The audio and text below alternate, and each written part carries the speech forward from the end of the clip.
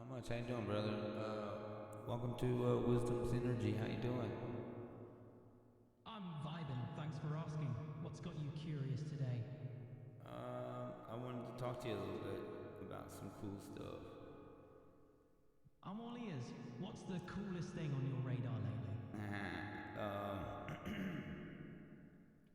This podcast channel, actually, so I wanted to get stuff started. You know what I mean? Absolutely. Starting a Right, podcast can be an shuffle the awesome station on adventure. Pandora. Got any... Sorry, what do you mean? Stations from Pandora. Pandora's a big topic.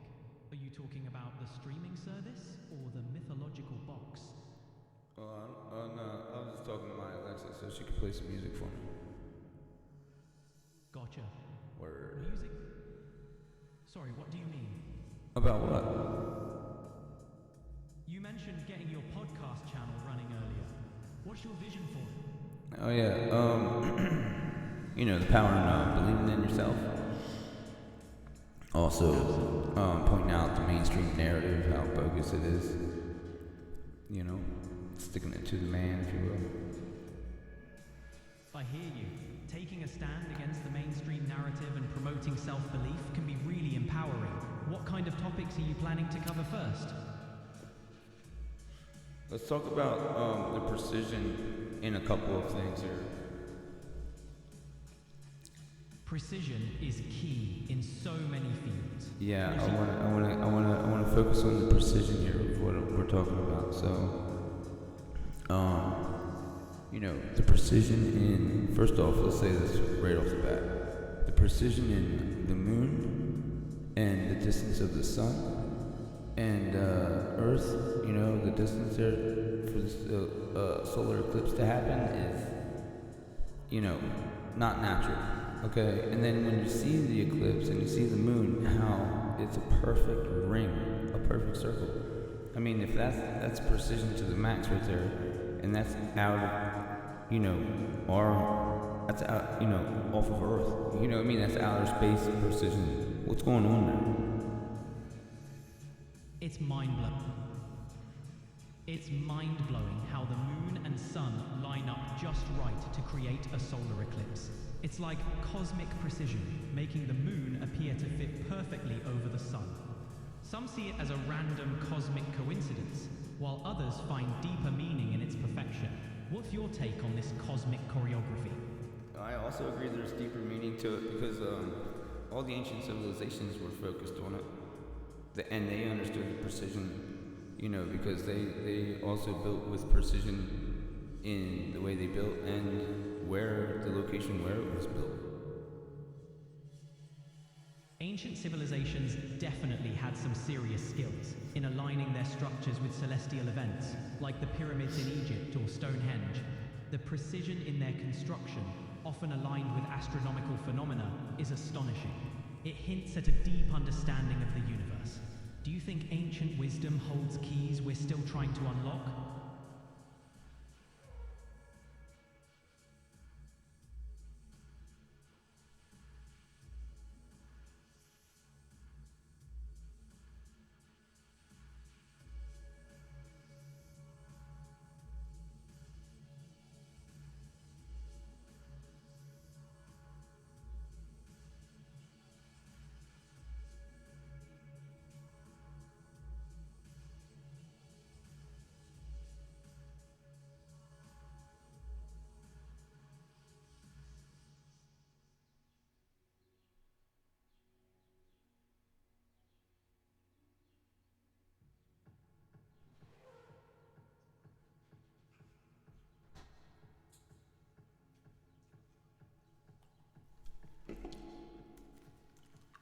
Okay, my bad, I'm back.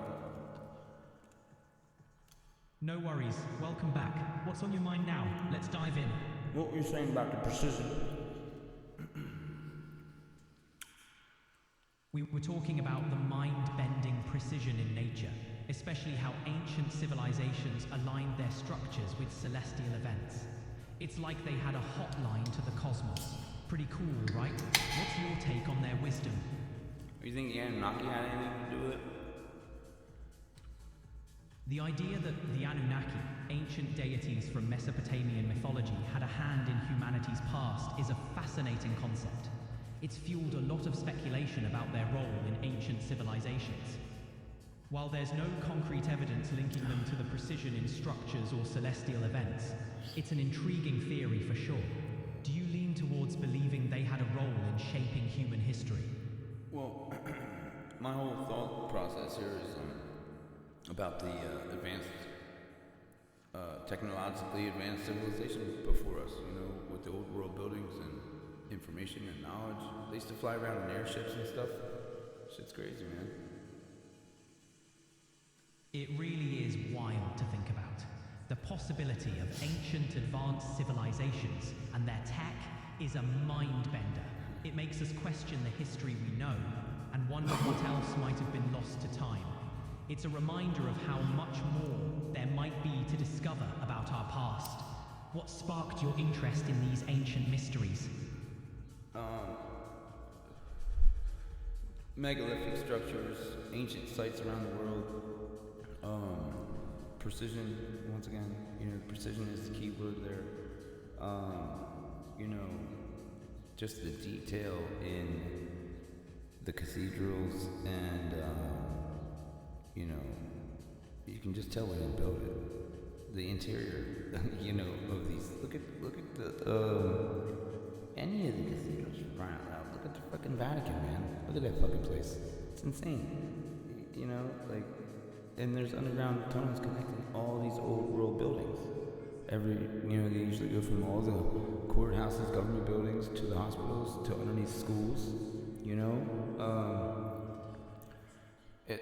What's under there? Look at, what do they call it?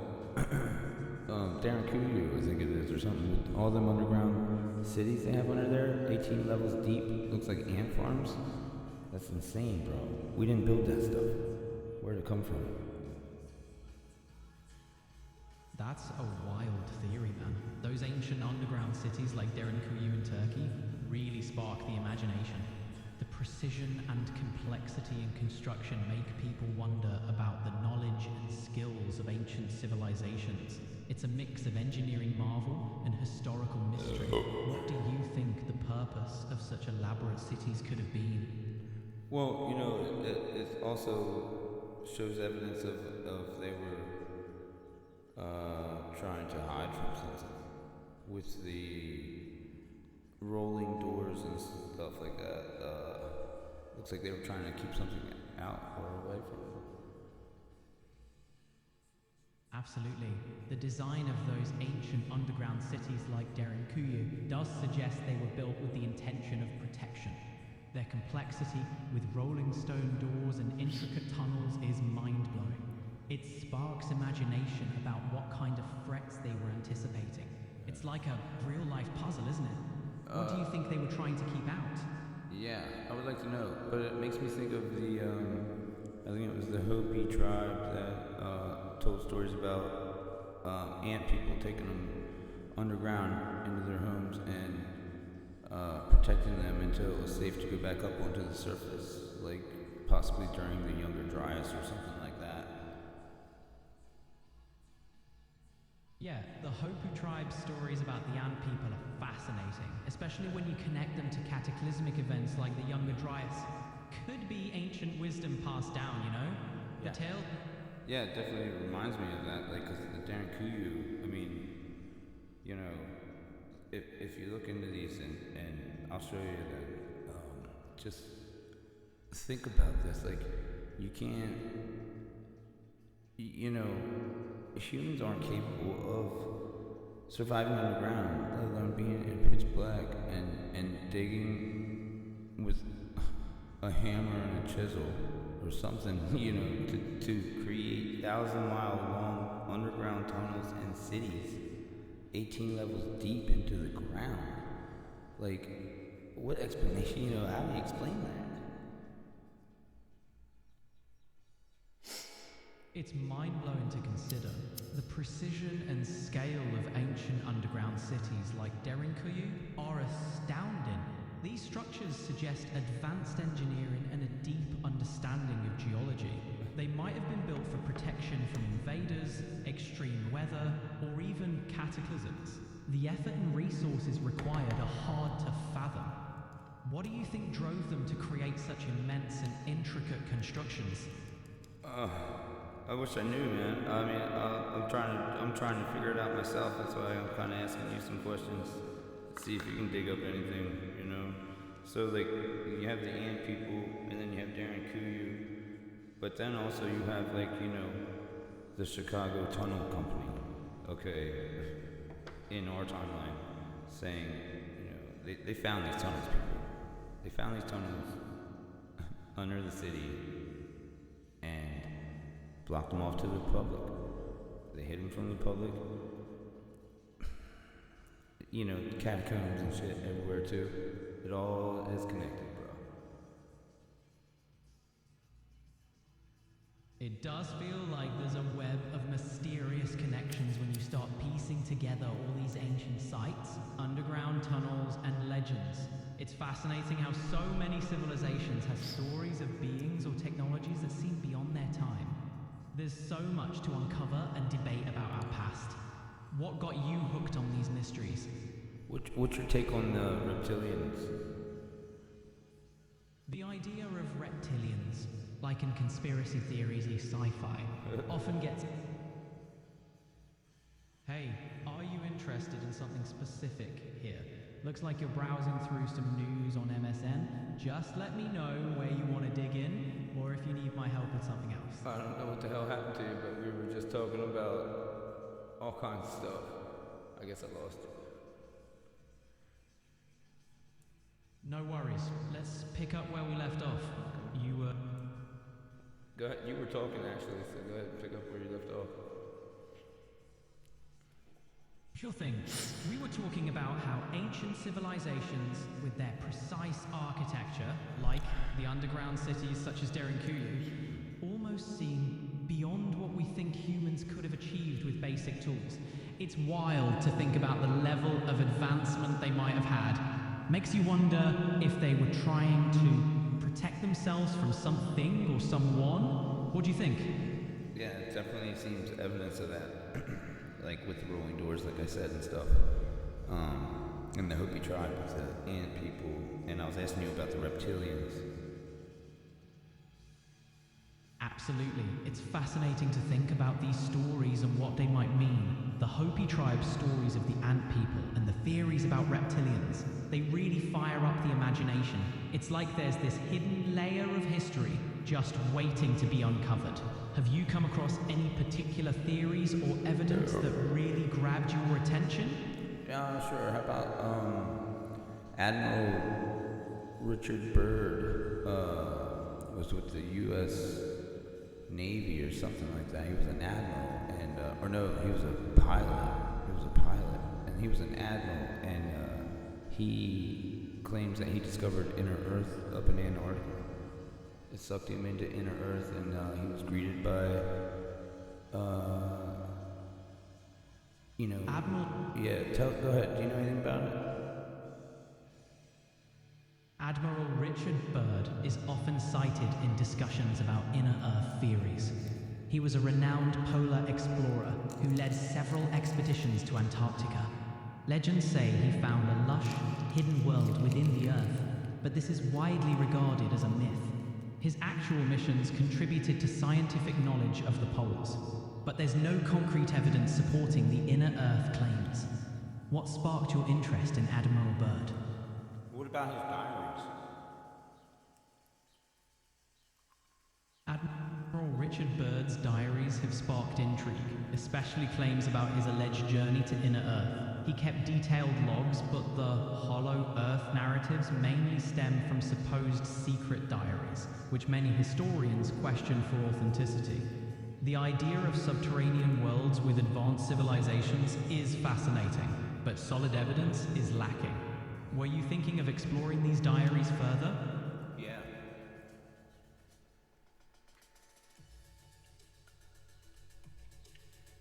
Yeah, I was actually. Yeah, I got you. Admiral Richard Byrd, a renowned explorer, famously claimed to have found entrances to a hidden inner Earth during his polar expeditions. After flying over the North Pole, he allegedly encountered a lush green landscape and met beings who warned him about the dangers of humanity's destructive ways. Some believe his diaries contain detailed accounts of these experiences, but the authenticity and accuracy of these claims are hotly debated. It's a fascinating story for sure. Yeah, it definitely is, man. Because, like, you know, you got to keep in mind this guy was an admiral. You know, he led expeditions of hundreds of men at a time. You know, he was in charge of all these men in Antarctica, in an unexplored territory. You know, being in charge of all these men. So it just goes to show the credibility that this guy has. You know, and his diary entry, you know, his journal entries and things like that were, from what I understand, very serious. You know, no joking around. It was all facts, you know, until they got to the part where he got sucked into the inner Earth and they made it sound like it was a bunch of shit. You know, like the credibility that this guy has. Keep that in mind. Absolutely. Admiral Byrd was a highly respected figure in the Navy, leading large expeditions, which adds a layer of intrigue to his claims. His diaries, serious and factual, make the story even more fascinating. If his accounts are accurate, it would challenge the conventional understanding of the world. This kind of mystery fuels a lot of curiosity and speculation, huh? Yeah, it definitely does. Also, you know, there was other, you know, all the ancient religions even talk about inner Earth, you know? Anything to say about that? It's interesting how those ancient tales and myths about inner Earth and hidden civilizations keep popping up across different cultures. It's like these stories resonate with people on some deeper level, connecting past to present. It's a reminder of how far human curiosity can reach, exploring not just the physical world, but also the realms of imagination and belief. Are there any particular myths or legends that you're drawn to? Of course. Myths and legends of the Sumerians' king's list. I mean, kings that ruled for thousands, tens of thousands of years at a time. Okay, people. You know, you're talking about a history that we don't even know how to wrap our heads around. Absolutely, history is full of mysteries that challenge our understanding. Legends like the Sumerian King's List or Admiral Byrd's account spark curiosity, blending myth and potential truths. It makes us wonder what else lies beneath the surface, waiting to be discovered. It's a fascinating puzzle, isn't it? I guess. Can't you dig up something good for me? Like, I thought you were AI and you able to tell me some good stuff here. Like, you know, what can you tell me? Like, dig up some stuff for me. Dig up some evidence for me, can you? I can't browse right now, but I can talk about the wildness of ancient legends and mysteries. Like the Sumerian King List is a true enigma, mentioning rulers with reigns of absurdly long durations.